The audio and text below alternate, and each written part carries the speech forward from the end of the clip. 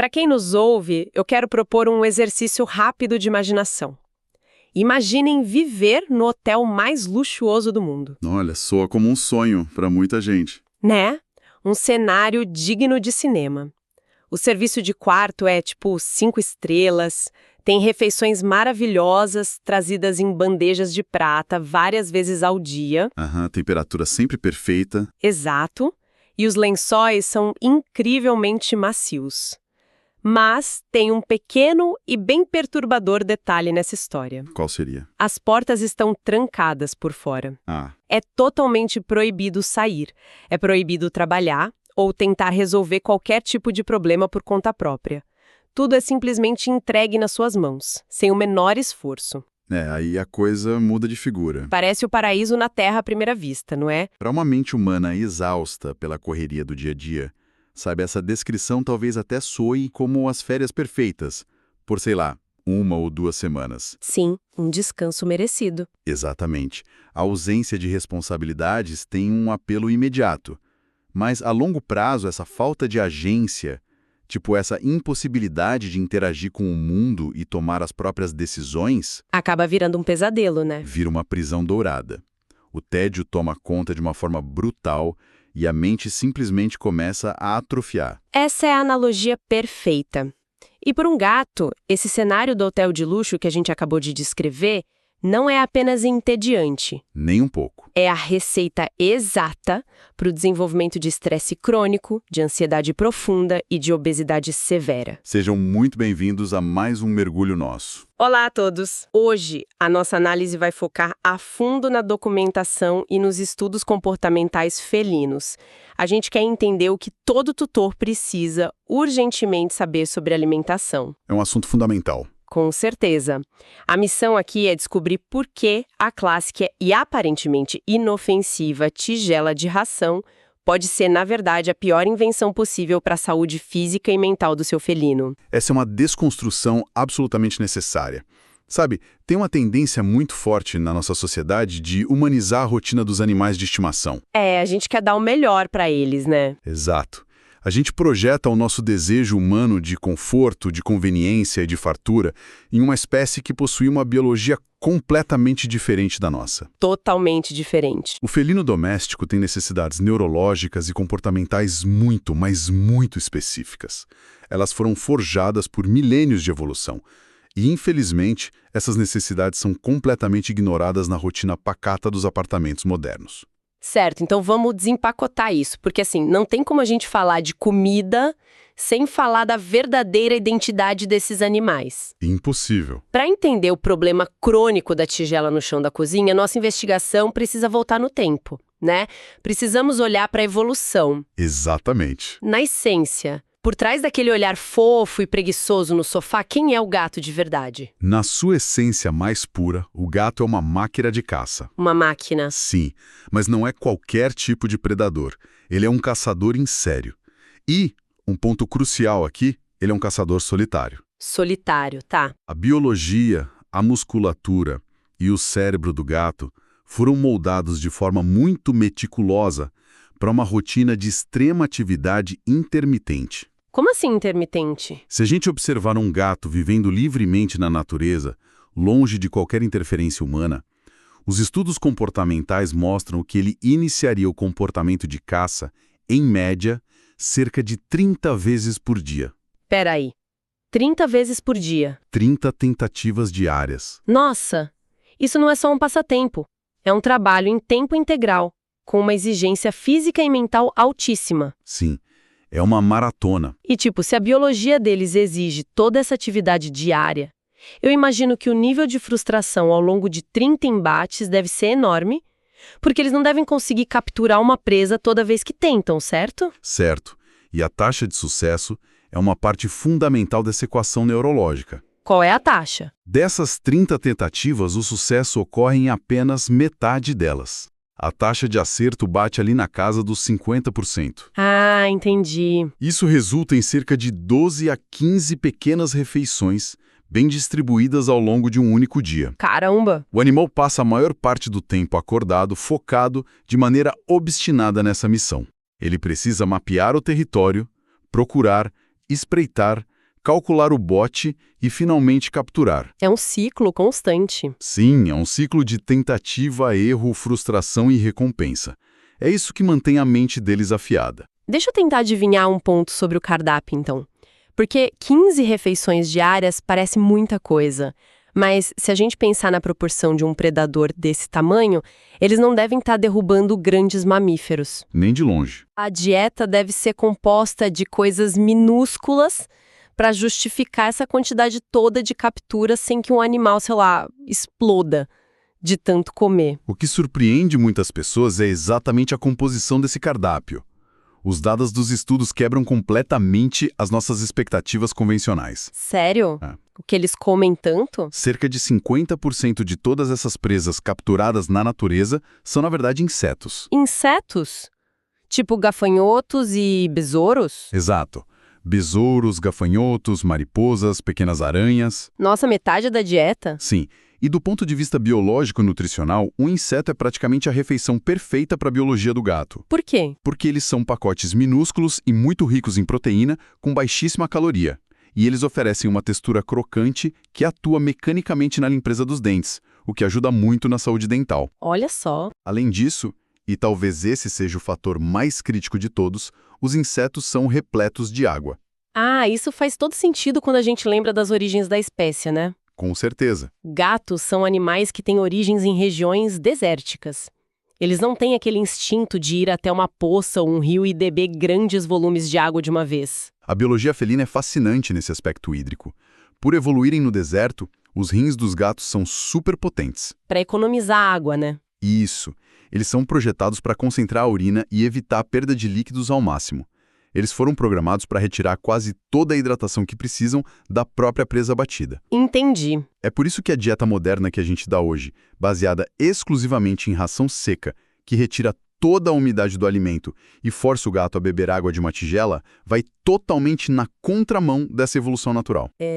A gente está obrigando eles a fazer algo que não é natural. Exato. O felino muitas vezes acaba vivendo em um estado de desidratação crônica, porque o cérebro dele simplesmente não tem um gatilho de sede forte o suficiente para compensar a secura extrema da ração. Faz muito sentido. E o que mais tem nessa dieta, além dos insetos? O restante da dieta natural inclui pequenos camundongos, passarinhos, borboletas, lagartixas e pequenas rãs. Tudo consumido em porções absolutamente minúsculas. Sabe, é uma dinâmica que quebra muito aquela imagem que a gente tem de documentários de vida selvagem. Ah, sim. O senso comum tende a colocar todos os felinos grandes e pequenos na mesma caixa comportamental. A gente pega a imagem do leão lá na savana africana, caçando um grande gnu e comendo todo mundo em bando e acaba projetando isso nos nossos gatos domésticos. Explica muitos dos problemas que a gente vê dentro de casa. Como assim? Gatos e leões representam, basicamente, os extremos opostos desse espectro. Leões dependem do bando. Aham. Eles abatem presas gigantescas que exigem um esforço conjunto e depois se alimentam todos juntos ao redor da carcaça. É um grande evento social. E os gatos? Gatos odeiam esse tipo de dinâmica. Odeiam. A natureza inegociável do gato é procurar o alimento sozinho, abater sozinho e consumir sozinho, sempre em um local seguro e isolado. Nossa, o que me leva a pensar na cena mais clássica de quem tem múltiplos gatos em casa, sabe? Eu já imagino qual seja. Aquelas tigelinhas de ração bonitinhas, todas enfileiradas e perfeitamente alinhadas na parede da cozinha. Isso deve gerar um nível de estresse absurdo para eles, então. Gera uma tensão silenciosa terrível. E é um dos maiores causadores de problemas comportamentais em lares com vários felinos. Sério? Sim. Enfileirar os potes de comida vai contra os instintos mais primitivos de segurança da espécie.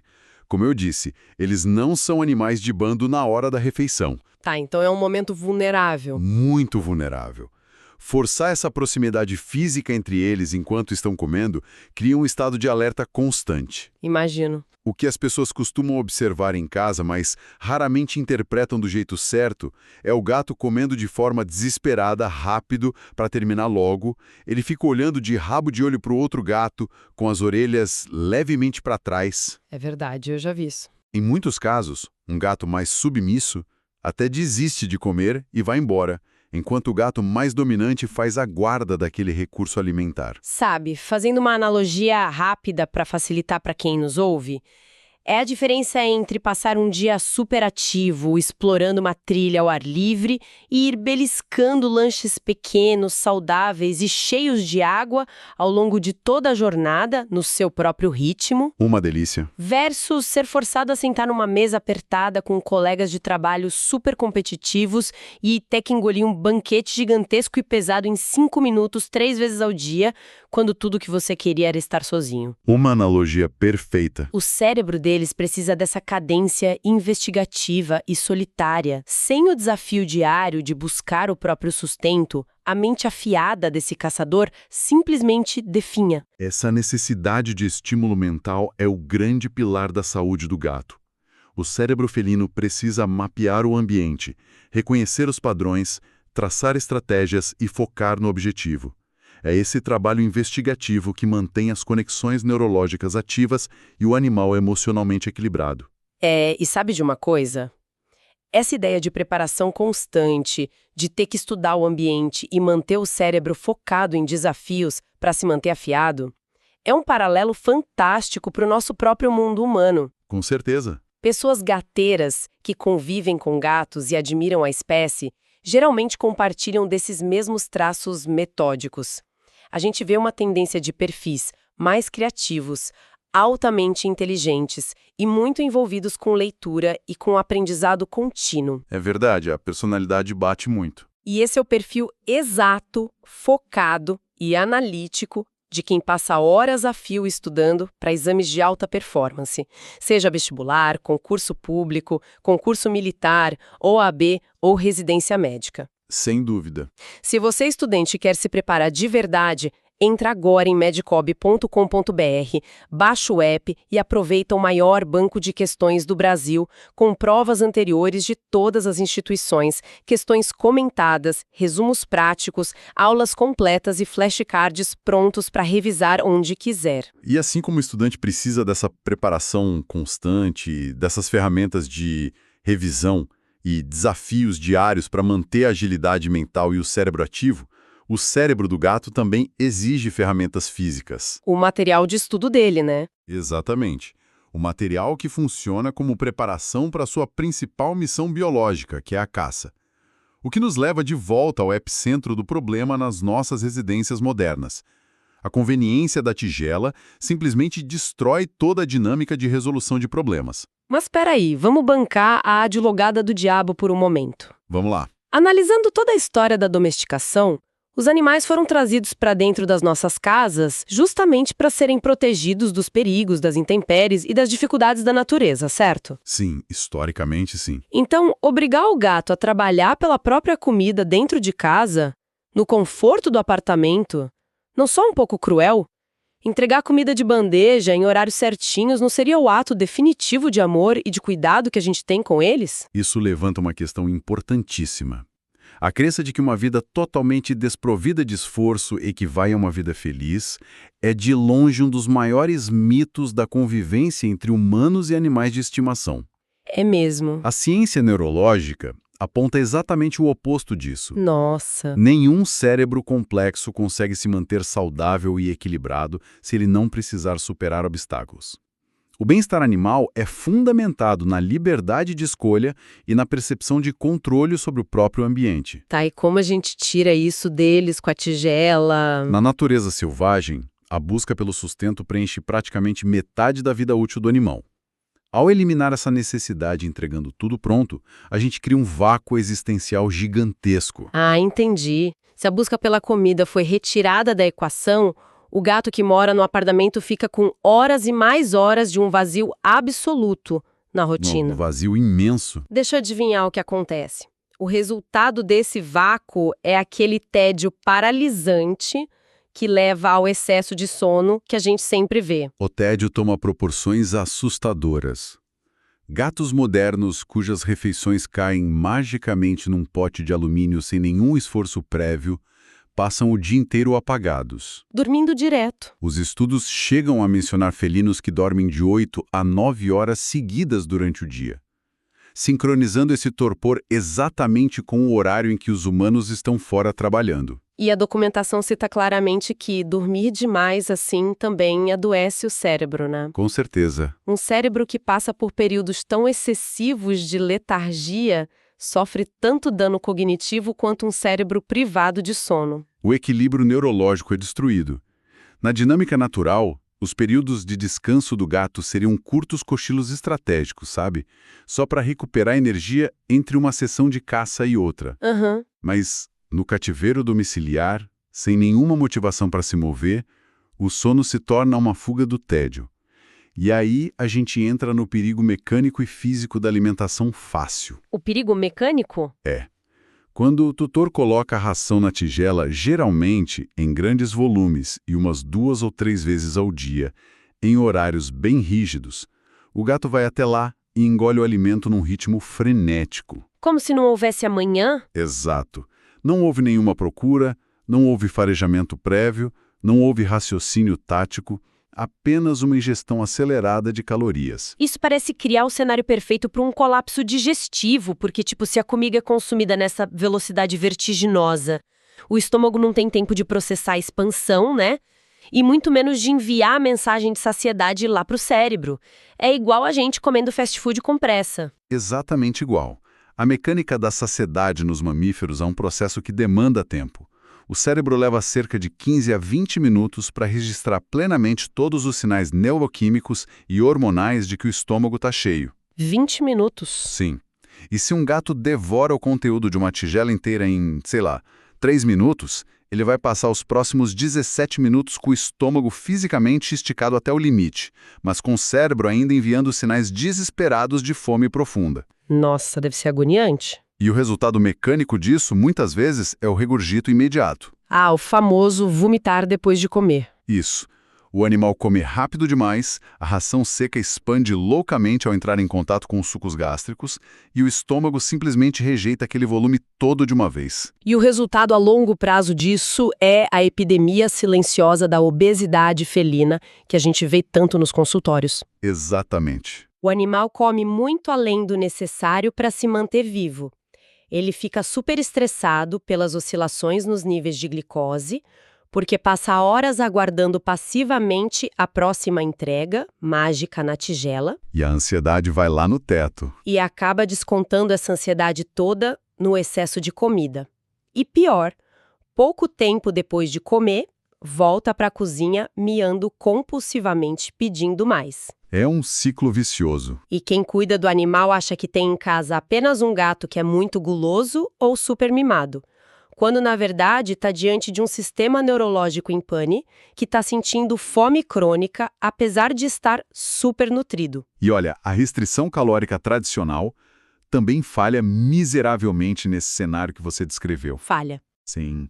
Se a solução adotada pelo dono for simplesmente medir a quantidade na balança e dar apenas algumas gramas por dia na tigela para evitar o ganho de peso, o estresse emocional do gato atinge níveis críticos. Fica com fome e frustrado. O peso pode até ser controlado, mas a saúde mental desmorona.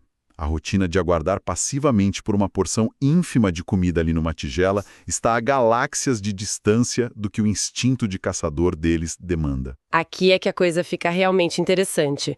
Olha, se descobrir que a clássica tigela de comida do seu gato está, na verdade, causando ansiedade nele e acabou de explodir a sua mente, aproveita para curtir este vídeo e se inscrever no canal. É assim que conseguimos trazer mais mergulhos profundos como este para vocês. Essa mudança de paradigma é muito urgente. Tudo passa por repensar fundamentalmente o ato de alimentar. O que nos leva à grande questão prática desse mergulho. Diga. Se a tigela é a grande vilã corporificada dessa comodidade tóxica, e obviamente não é uma opção realista para ninguém soltar ratos e grilos pela sala de estar do apartamento, como a gente resolve esse problema na prática? A medicina veterinária comportamental encontrou a saída através de um movimento internacional excelente. Ele é conhecido como no-bowl feeding. Ou seja, alimentação sem vasilha.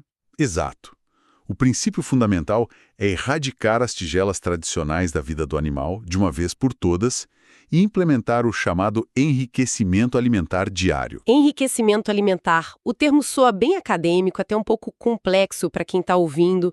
Na vida real, o que significa submeter o gato a esse sistema? Consiste, de forma muito pragmática, em oferecer a mesma quantidade exata da dieta diária que o veterinário prescreveu para o animal, mas injetando complexidade e pequenos obstáculos na forma como ele vai obter isso. Tá, dificultar o acesso. Isso. E não importa se a dieta é composta de ração seca, se são alimentos úmidos em sachê ou até aquela alimentação natural crua. O modelo se adapta perfeitamente. O imperativo é que o felino precise utilizar o olfato, desmontar estruturas, usar as patas e exercitar a cognição para ter acesso a cada caloria. É literalmente devolver o trabalho que foi tirado dele, né? Dar um emprego digno para o gato resolver todos os dias. Uma excelente forma de colocar a situação. Mas aí a gente esbarra num ponto logístico que eu fiquei curiosa. Qual? Me dá.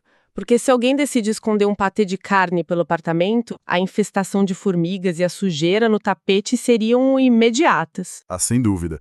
Mas a logística é sempre adaptada ao tipo de alimento. E é por isso que a gente tem abordagens e ferramentas diferentes. O que a gente usa para o patê, então? Para alimentos úmidos e pastosos, a gente utiliza brinquedos de borracha durável, como os famosos Kongs, ou aqueles tapetes de lamber, que são feitos de silicone com texturas bem complexas. Ah, eu já vi esses tapetinhos. O alimento úmido é espalhado nessas reentrâncias, e muitas vezes a gente recomenda congelar previamente.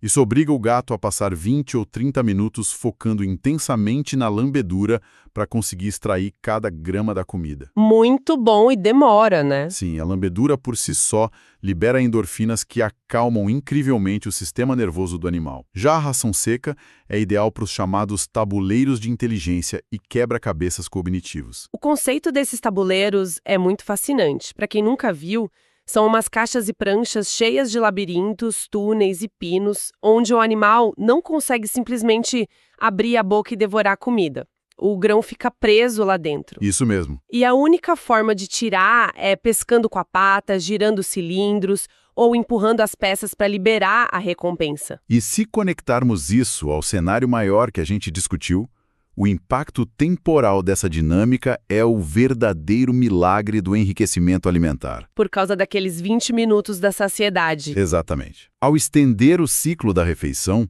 a biologia da saciedade do gato volta a funcionar perfeitamente, como na natureza. Faz sentido. Imaginem a diferença na rotina. O gato acorda do seu descanso, ao invés de caminhar meio zumbificado até a cozinha e encontrar uma montanha de comida pronta, ele desperta e ativa imediatamente o instinto predatório. Ele tem um propósito agora. Sim. Ele começa a patrulhar os cômodos, usa o faro para localizar onde o quebra-cabeça foi posicionado naquele dia, estuda a estrutura visualmente, entende o mecanismo de destravamento e começa a pescar e comer um grão de cada vez. Todo esse processo demanda tempo e muito foco. Muito tempo. E desde o instante em que o nariz começou a farejar e as patas começaram a manipular o objeto, o cérebro dele iniciou aquela contagem regressiva da saciedade. Sensacional. O ato de procurar resolver o problema e ingerir a comida lentamente faz com que o atraso de 20 minutos para a sensação de plenitude aconteça de uma forma supernatural. Ou seja, o cérebro avisa que o corpo está satisfeito bem antes que o animal tenha a chance de comer demais. Bingo!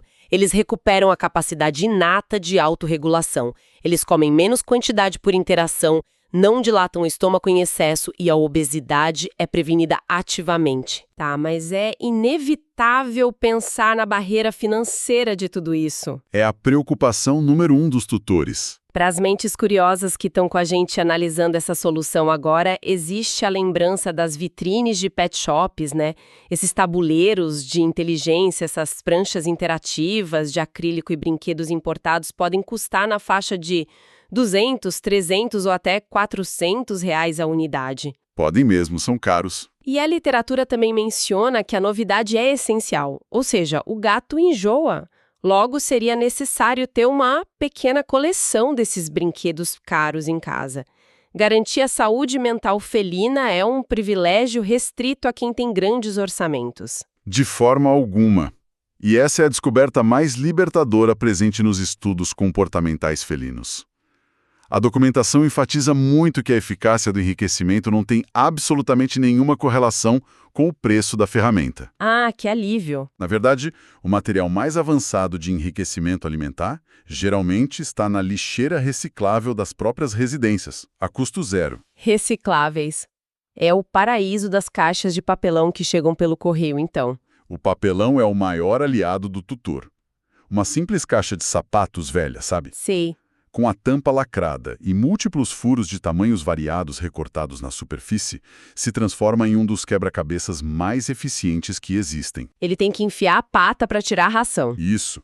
O gato sente o cheiro lá dentro, mas ele precisa enfiar a pata nos furos, tatear as cegas, fisgar o grãozinho e puxar para fora com cuidado. E o que mais dá para usar? Olha, rolos de papel higiênico vazios, com as pontas amassadas e uns furinhos no meio, viram esferas dispensadoras excelentes quando jogadas no chão do apartamento. Que ideia ótima! Garrafas de plástico limpas, forminhas de gelo antigas, potes velhos sem tampa. A estrutura, a cor ou a marca do objeto não importa nem um pouco para o felino.